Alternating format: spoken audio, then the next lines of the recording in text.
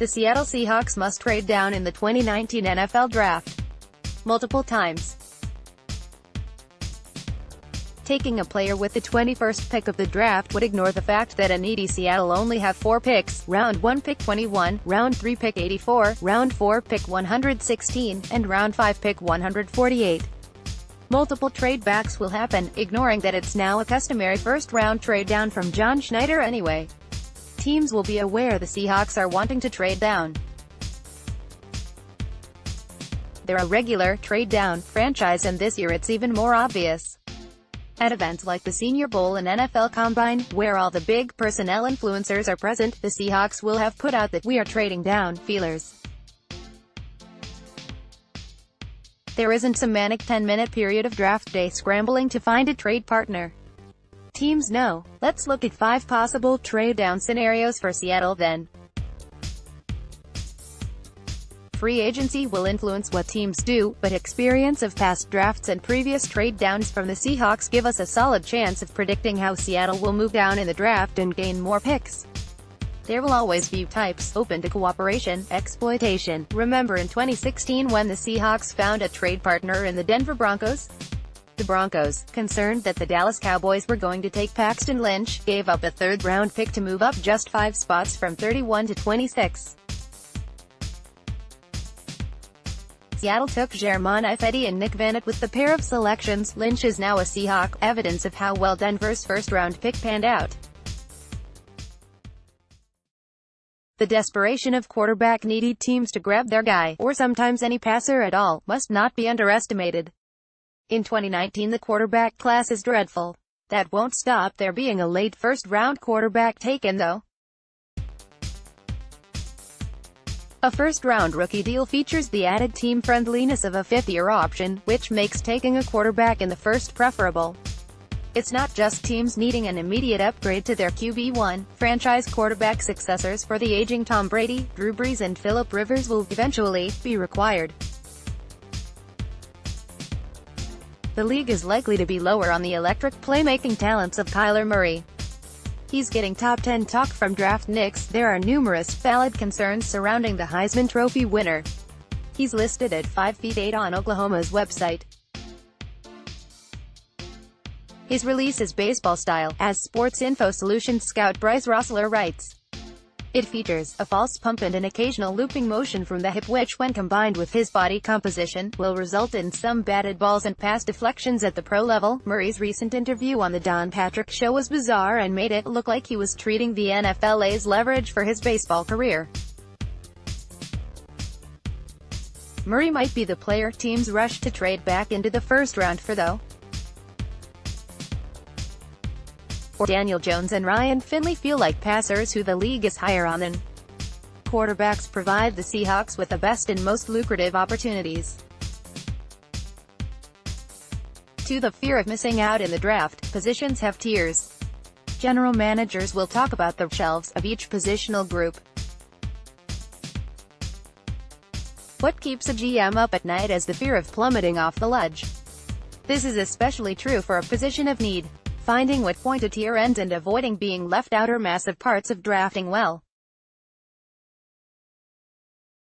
A 2019 draft example would be the Mariana Trench deep tight end group. Despite the plethora of talent, there is a consensus top 3 tight ends who are above the rest. If a team wants a premium tight end, T.J. Hawkinson, Noah Fant and Irv Smith Jr. are the trio that will be taken. 3. The positional run. A run on a certain position is linked to the above. Terrified of being left out of that tier, a certain position will start flying off the board one after the other. If a team has a certain need at a position, they will grow especially terrified of being left out of the rush. Of the last 9 picks in the 2015 4th round, 5 were interior offensive linemen. The order: guard, linebacker, guard, center, wide receiver, center, guard, defensive end, cornerback. Seattle took Mark Lewinsky in the melee. Or teams will look to kick off the next tier. This drafted could be Washington State offensive tackle Andre Dillard, who is receiving late first-round consideration. Offensive tackles have hovered around this spot in the past. In 2018, the Patriots started the next level of OTs, taking Isaiah Winnett. 4. The sniper. Sometimes a team will be concerned that a team above them likes the exact same player. It doesn't have to be a quarterback. Therefore, they will snipe that player from the team. In 2010, when the Kansas City Chiefs took Eric Berry, as it was, Seattle got Russell Okung and then later Earl Thomas. In 2012, the Seahawks traded down from